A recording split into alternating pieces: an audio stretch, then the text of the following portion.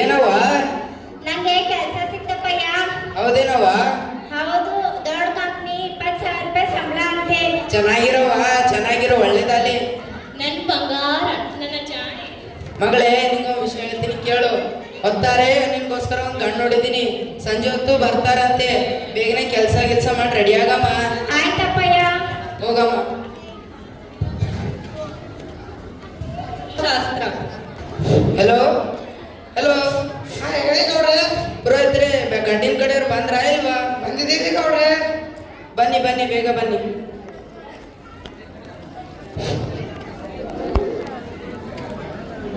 ಇನ್ನೂ ಬಂದಿಲ್ವಲ್ಲ? ಓ ಬೀಗ್ರೆ ಬಂದ್ರಾ? ಬನ್ನಿ ಕಾಲ್ ಆ ಕಡೆ ಕೊಡಿ.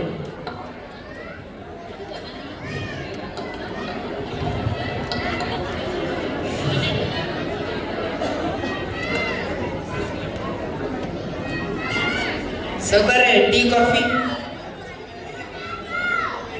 ಕಾಫಿನಾ? ಅವ್ವ ಮಗಳೇ, ಕಾಫಿ ತೊಂಬರವ್ವ. ತಂದೆ ಅಪ್ಪಯ್ಯ.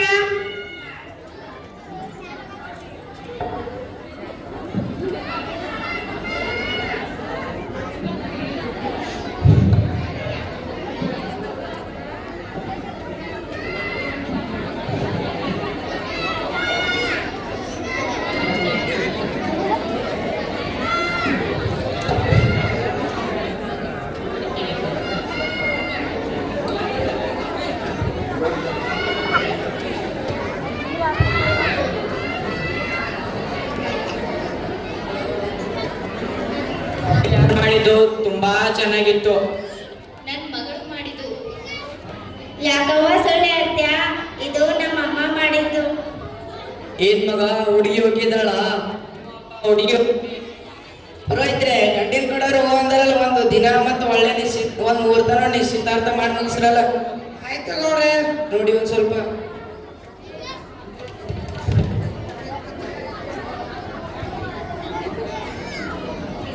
ಮುಂದಿನ ತಿಂಗಳು 10ನೇ ತಾರೀಕು ಒಳ್ಳೆ ದಿನ ಐತಿ.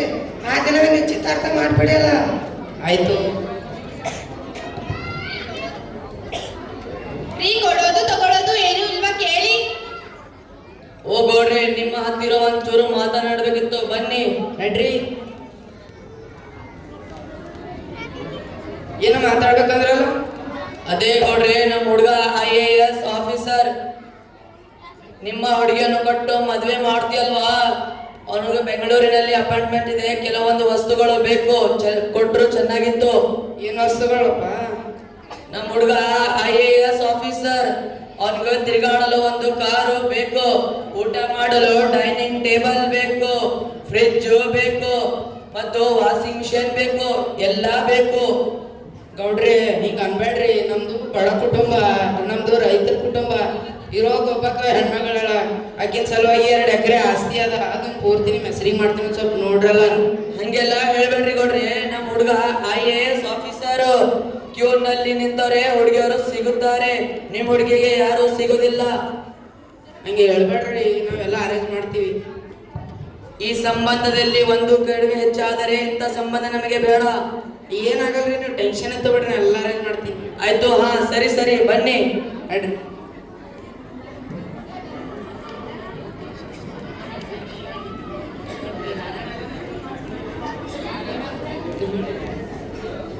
ಇದು ನಿಶ್ಚಿತಾರ್ಥ. ಏನ್ ಹೇಳಿದಲ್ಲ, ರೆಡಿ ಆಯ್ತಾ? ನೀವು ಟೆನ್ಷನ್ ತಗೊಳ್ರಿ, ಎಲ್ಲ ರೆಡಿ ಮಾಡಿನ. ಏನಪ್ಪ ಅದು ರೆಡಿ ಆಗ್ತಿದ್ದೀರಾ? ಅದೇ ನಿನಗ IAS ಆಫೀಸರಿಗೆ ಕೊಟ್ಟು ಲಗ್ನ ಮಾಡತ್ತೀವಿ. ಅದಕ್ಕೆ ಅವ್ರಿಗೆ ಒಂದ್ ಸ್ವಲ್ಪ ಕಾರು, ಬಂಗ್ಲಾ, ಸೋಫಾ ಅದು ಒಂದ್ ಸ್ವಲ್ಪ ಇಸ್ಕೊಡ್ಬೇಕಂತ ಮಾಡೀವಿ. ನಾನು ಅವತ್ತೇ ಹೇಳ್ದೆ ತಾನೇ ಅಪ್ಪ, ಈ ತರ ಕೊಡೋದು ತಗೊಳ್ಳೋದೇ ಇದ್ರೆ ನನ್ಗೆ ಈ ಮದ್ವೆನೇ ಇಷ್ಟ ಇಲ್ಲ ಅಂತ. ನಾವು ಓದಿರೋರು, ತಿಳ್ಕೊಂಡಿರೋರು ಈ ತರ ಕೊಡ್ಬೇಕೇನಪ್ಪ? ನಾನೇನವ್ರ ಮನೆ ಬಿಡ್ಡಿ ಕೆಲಸ ಮಾಡಕ್ ಹೋಗ್ತಿದ್ದೀನಾ? ಹಂಗೇನ್ ಅನ್ಬೇಡ, ನಿನಗೆ ಗೊತ್ತಾಗಲ್ಲ ಮಗ, ಸುಮ್ಮನೆ ಕೂಡೋದು. ಆದ್ರೂ ಅಪ್ಪ, ನೀವು ಹೀಗೆಲ್ಲ ಹೇಳಿದ್ರೆ ನನ್ ಮದ್ವೆನೇ ಆಗಲ್ಲ. ನನ್ಗೆ ಈ ಸಂಬಂಧನೇ ಇಷ್ಟ ಇಲ್ಲ. ಹಂಗ ಅನ್ಬೇಡವ, ಕೂಡು ಸುಮ್ಮನೆ.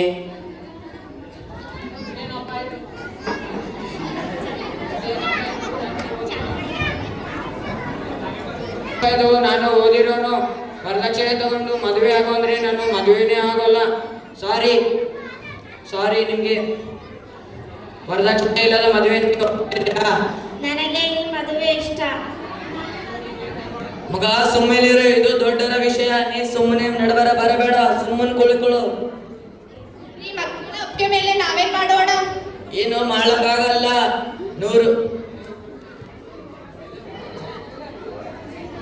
100 ವರ್ಷ ಸುಖವಾಗಿ ಸಂಸಾರ ಮಾಡಿ.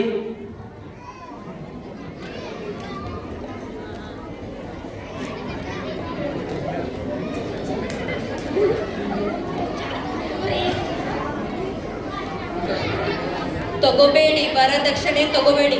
ಹೆಣ್ಣು ಸಂಸಾರಕ್ಕೆ ಸಾವು ತನಕ ವರದಕ್ಷಿಣೆ ಸಂಬಂಧವನ್ನು ಪ್ರೀತಿಯಿಂದ ಬೆಳೆಸೋಣ ಅಂತ ಹೇಳುತ್ತಾ ಭಾಗ 2 ನಾಟಕವನ್ನು ಇಲ್ಲಿಗೆ ಮುಗಿಸುತ್ತೇನೆ. ಇದೀಗ ನಾಟಕದ ಭಾಗ 3. ಹಿಂದಿನ ಕಾಲದ ರಾಜಕಾರಣಿ ವ್ಯಕ್ತಿಗಳು ಹೇಗಿದ್ದಾರೆ ಅಂದ್ರೆ, ದೇಶಕ್ಕೆ ಹಾಗೂ ಜನರ ಏಳಿಗೆಗಾಗಿ ಅವರ ಕರ್ತವ್ಯಗಳನ್ನು ನಿರ್ವಹಿಸುತ್ತಿದ್ದರು. ಹಾಗೂ ಜನರು ಕೂಡ ಯಾವುದೇ ವಸ್ತುವಿಗೆ ಆಸೆ ಪಡದೆ ನಿಷ್ಠಾವಂತ ರಾಜಕಾರಣಿಗಳನ್ನು ಆಯ್ಕೆ ಮಾಡುತ್ತಿದ್ದರು. ಕಾಲಕ್ಕೆ ಬರುತ್ತಾ ಈ ವ್ಯವಸ್ಥೆಯು ಬದಲಾಯಿತು. ಈಗಿನ ವ್ಯವಸ್ಥೆ ಹೇಗಿದೆ ಅಂತ ಹೇಳಲು ನನ್ನ ಸ್ನೇಹಿತರು ಬರುತ್ತಾರೆ. ಬನ್ನಿ ನೋಡಿಕೊಂಡು ಬರೋಣ.